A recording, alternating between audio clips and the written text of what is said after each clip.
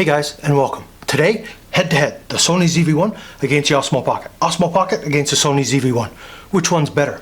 Or are they the same? We're going to check the video quality. We're also going to check photo quality out of both of these units. Let's get into it.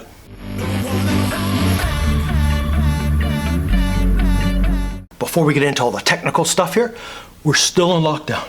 The problem with that is I can't get to the barber's to get a haircut. My hair's never this long. So in the video, yeah, my hair's blowing all over and it looks silly. It is what it is. I can't get to the barber. I could cut my hair myself. That's probably a bad idea, especially considering I do YouTube. You guys would probably be all over the hack job. So until we're out of lockdown, I can't get a haircut. Anyways, haircuts aside, let's have a look at this. Here's my little rig.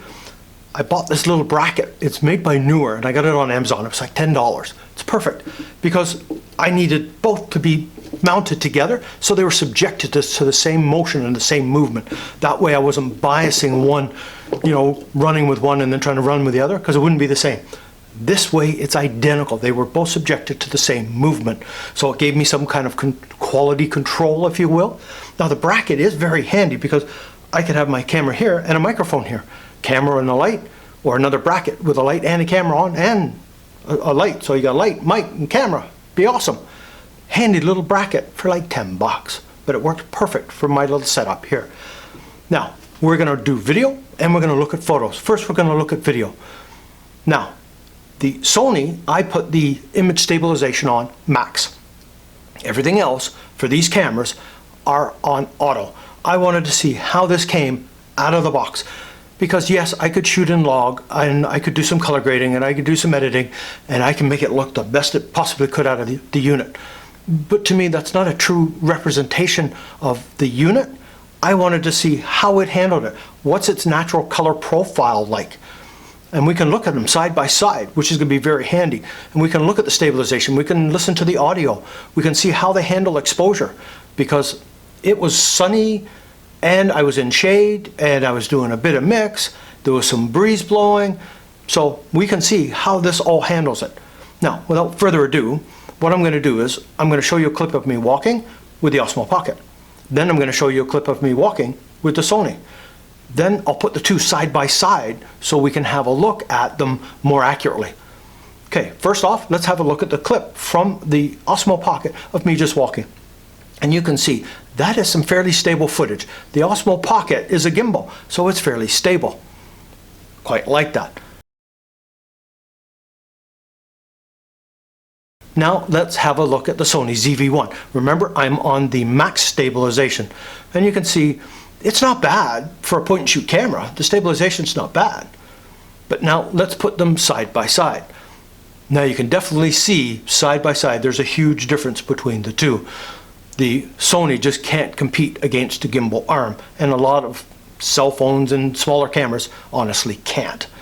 But that gives you a side-by-side comparison. I think the Sony did pretty good, but definitely the Osmo Pocket is a definite step above for stabilization. Now that was just me walking. Let's have a look at me now running with the Osmo Pocket, and how does it handle it? And you can see there, that's not bad at all. That's fairly stable footage of me doing a bit of a run.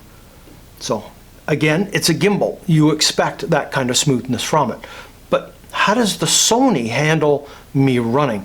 Let's have a look at the clip, and you can see with me running, it's not bad. It's not the greatest, but it's not bad for a point and shoot type camera. Let's put them side by side, head to head, and you can see the difference. The Sony is a lot worse than the Osmo Pocket. The Osmo Pocket is really, really stable in that situation. So there you go. That's me walking, that's me running with both the units, and you could see a side-by-side comparison of it. Let's get into a vlogging style setup with this, and that's exactly what I did. Now I did have a bit of an issue because of the lens height differencing on here, and I was trying to keep myself in as best as I possibly could. But we did a bit of vlogging. Now, it was bright sunshine, and I'm in and out of the sun and in the shade. These are all set on auto. I wanted to see how these cameras handled the changes in exposure. I'm also backlit in some of it. How do they handle it? What are the color profiles like native out of these? Let's have a look at it. Also, let's have a listen to the audio. Now, I did mention in the video that the Sony does have a windscreen with it. I didn't use it because I don't have one for the Osmo Pocket. So I didn't want to add that little accessory that one didn't have. I wanted to keep the bare mics on both so we could see any wind issues with either of these. But yeah, so we're going to look at color, we're going to look at how it handles exposure, we're going to have a listen to the audio, we're going to look at all those little details in this little vlogging clip I did. So without further ado, let's run this clip and have a deep look at these. And I put them in side by side for you so you can see stabilization and everything else. This is my little vlogging setup.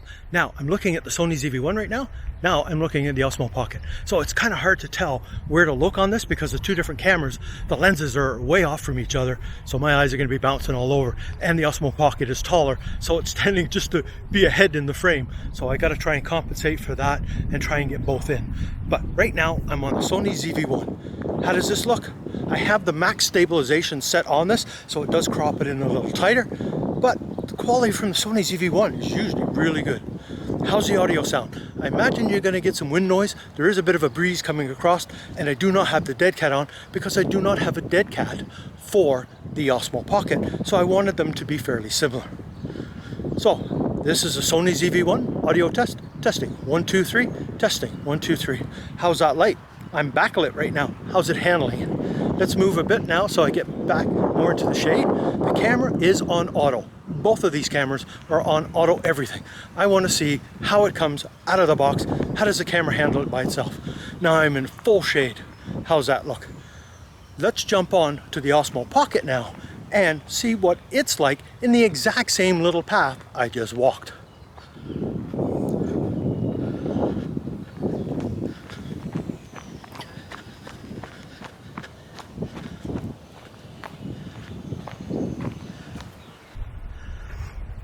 Now we're running with the Osmo Pocket. How does this look? Sony's down here, Osmo Pocket up here.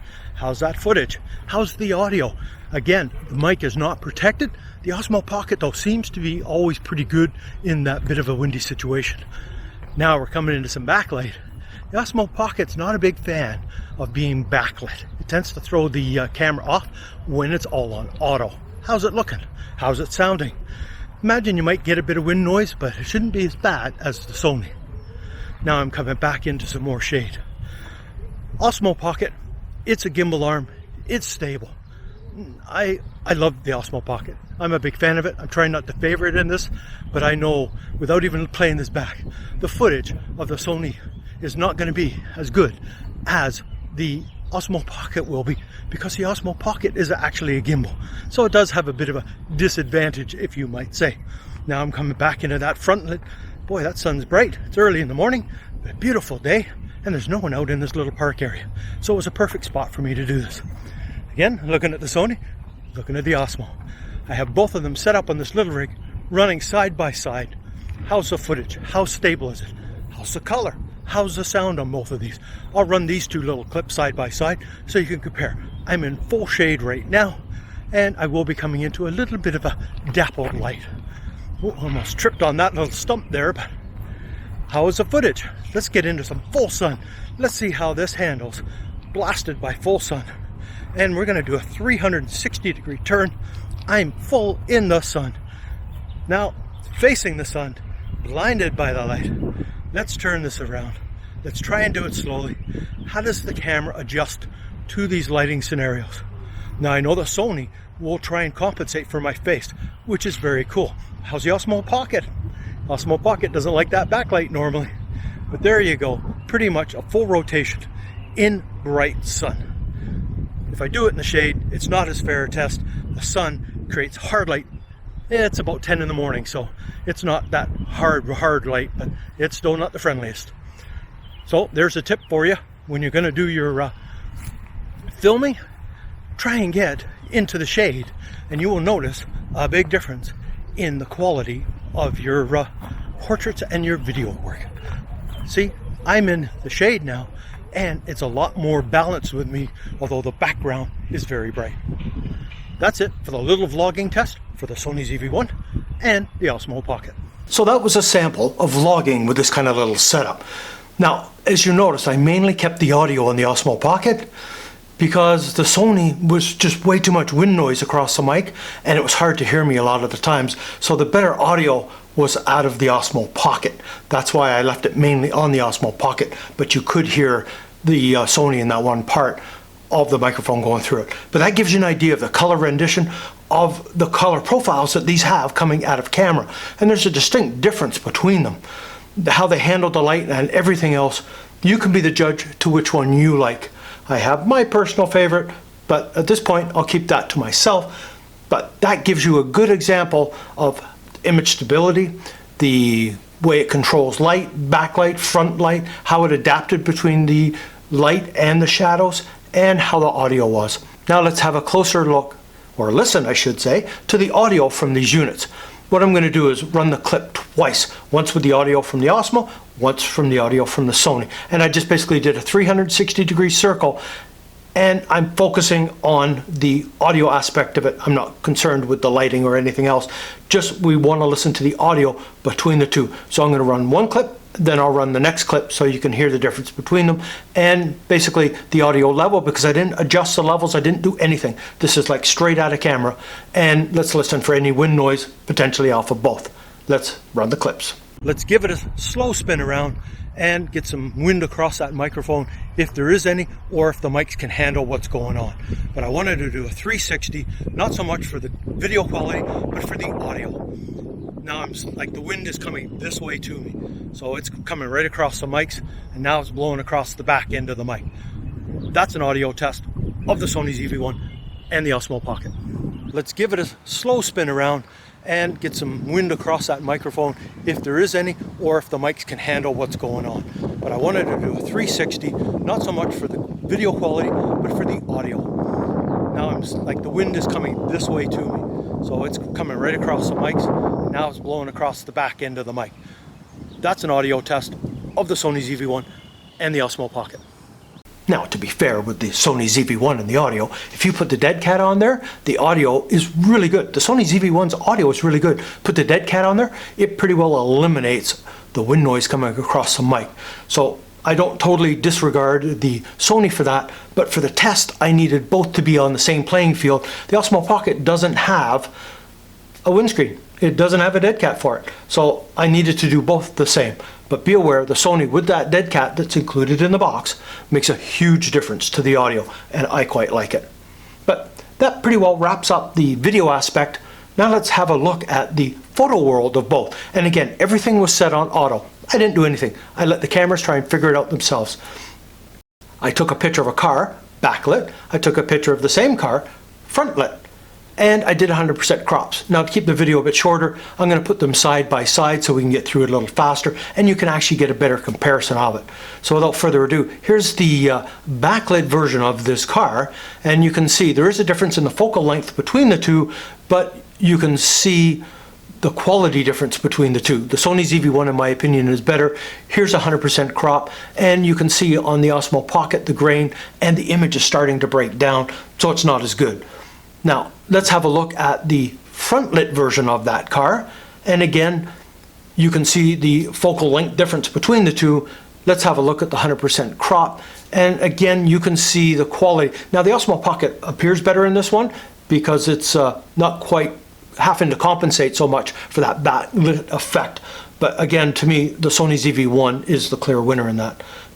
So that's it for the photo. I just wanted to do a quick sampling of the photo so you got an idea of what the photo capabilities are for both of these. The Sony ZV-1 is surprisingly quite good in the photo world. It's not up at the professional level, but it's not bad for what you got. The Osmo Pocket, yeah, it does in a pinch, but it's quite limited.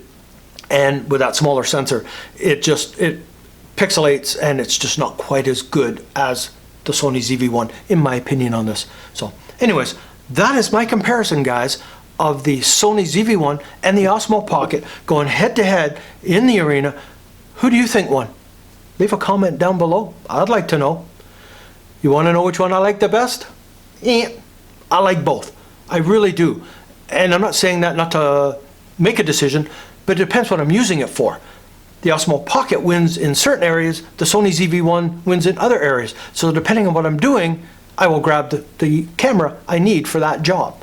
But I think they're both good. They both have advantages and disadvantages, and once you learn to work around them, you can create some great footage with both.